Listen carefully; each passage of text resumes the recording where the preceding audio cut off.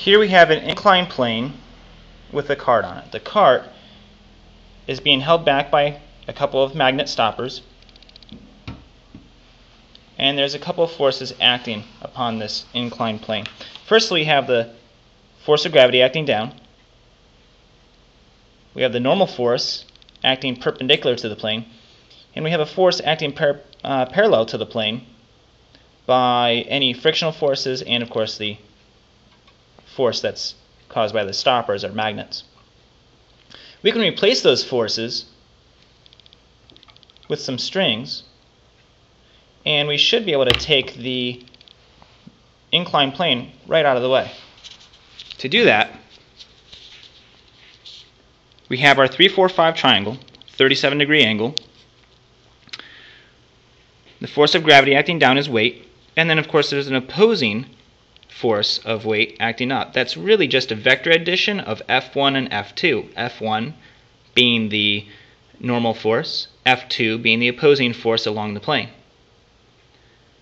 For F1, we have the cosine of 37 degrees times the weight of the cart is going to be F1 because F1 is the adjacent side. For F2, we're going to use sine because F2 is the opposite side of the similar triangle using theta. The mass of the cart is 0.809 kilograms. Again, our angle is 37 degrees. And when we want to find the masses necessary to maintain equilibrium, for M1,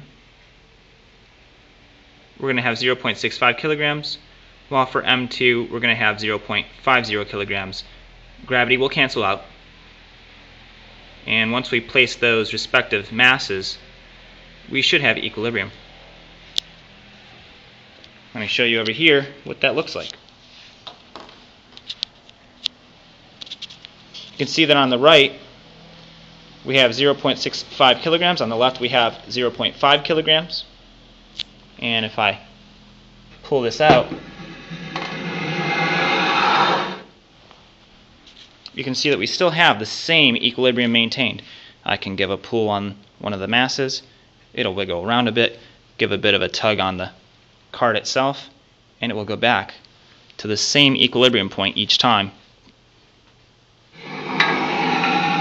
And I can show that by putting our inclined plane right back in the same spot with our cart.